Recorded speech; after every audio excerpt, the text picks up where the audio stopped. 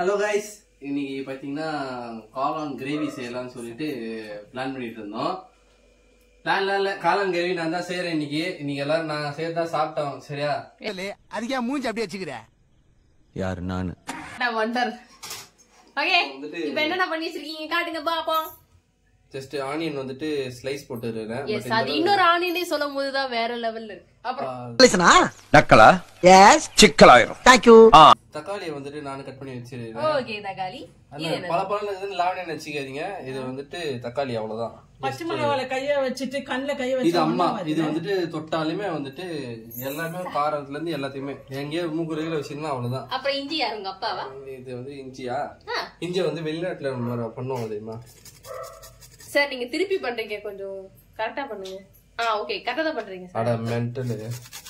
ஜப்பான்கார என்னென்னமோ கண்டுபிடிக்கிறா, நான் எதை கண்டுபிடிச்சிட்டு வந்துக்குது பாரு. அந்த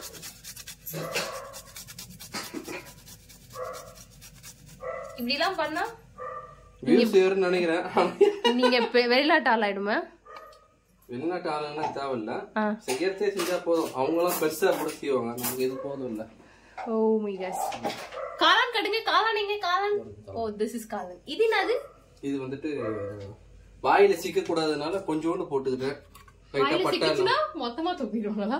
அது லைட்டா வந்து காரி துப்பிடுவாங்க. ஓகே, இதெல்லாம் எதிரிங்க, செய்யறதுக்கான எதிரிகள். ஆனா இருந்தாலும் உங்களாலதான் டேஸ்ட் நமக்கு. அப்ப யார் பண்ண எதிரி? நீதான் முதல் சபா, இப்பவே கண்ணை கட்டுது. முதல்ல எதிரி நீதான். யாரு எதிரி சொன்னீங்க? இதெல்லாம் ரொம்ப கொடூரமான எதிரிகள் இவங்கதான். எஸ், தட் இஸ் ஸ்மெல்லுக்காக நம்ம போடுவோம்ல. அதெல்லாம் எப்ப இதெல்லாம் தெரியாதுப்பா. அட கடவுளே, அப்படியே மிகச்சிறந்த எதிரி. எங்க அப்பா உலகத்துல தோசையை திரி போட்டு பாத்திருக்கேன், இப்ப இட்லியவே திரி போடுறானே. கொடுக்க போறாங்க இதெல்லாம் தெரிஞ்சு வச்சுக்கிறதுக்கு. என்ன கரண்டியா? கட் பண்றதுக்கு பிளேட் பெரிய அழகு மாதிரி இருக்குறா. கட் பண்றதுக்கு கொஞ்சம் காளான கட் பண்ணிட்டு லைட்டா ஃப்ரை பண்றதுக்கு. ஓ, காளான கட் பண்ணுமா? காளானை எவ்வாறு கட் பண்ண வேண்டும் என்று பாருங்கள். இப்படிதான் உருண்டு ஓடும். கை ஃபுல்லா மருதாணி போட்டல, அதான் வந்துட்டு வாழ மருதாணி.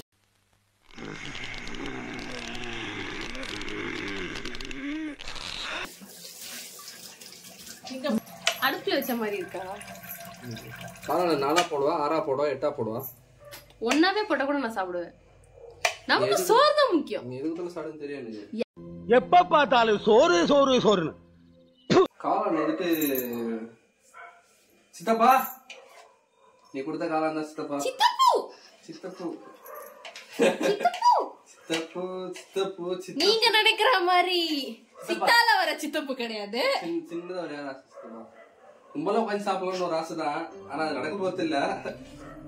அது சரி விடுங்க, போட்டோ கூட மேட்ச் பண்ணிடலாம். நம்ம 2 பேரும் சேர்த்த மாதிரி ஏதோ போட்டோ. ஆனா இது வரைக்கும் நம்ம போட்டோ எடுத்து இல்லையா? போட்டோ எடுத்து போட்டாதான் ஃபேமிலின்னு இல்ல.